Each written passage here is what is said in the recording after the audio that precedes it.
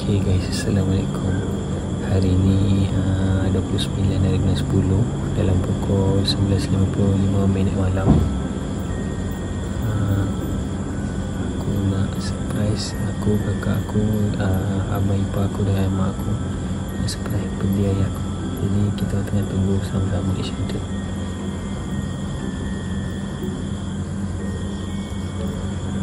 Okay, sekarang kita on the way rumah ayah dengan Umi untuk buat surprise birthday ayah. Tepat pukul 12 malam 30 bulan 10, kejap lagi. Sekarang baru pukul berapa? 11.57. 11.57.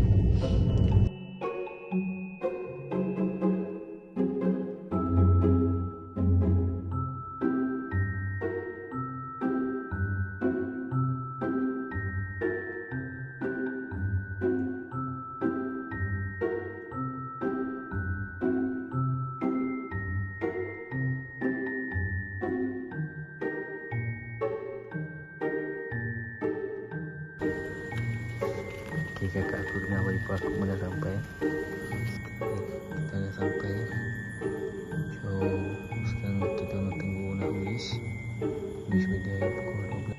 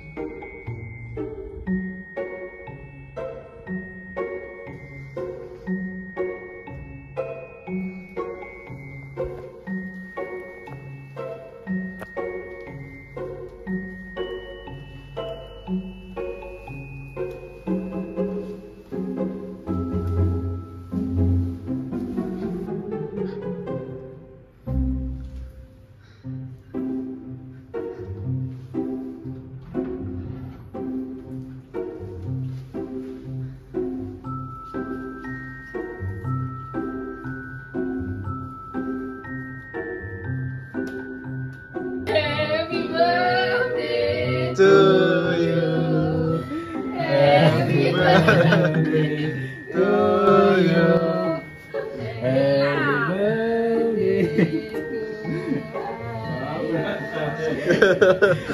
Allah selamatkan kamu, Allah selamatkan kamu, Allah selamatkan ayah you, Allah selamatkan kamu.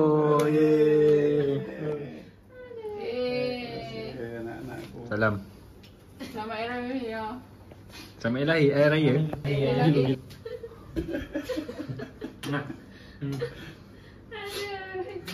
Okey. Ya. Menantu. Selamat hari ni. Semoga panjang umur. Sama sikit. Ini memang kejutan ni. Ya ke? Ayah dah boleh baca kan? Ya. Waktu dia cakap, sewa je lah. Mana agak lah. Apa? Ayah kata bayar duit sewa je lah. Bil. Ni apa kosong.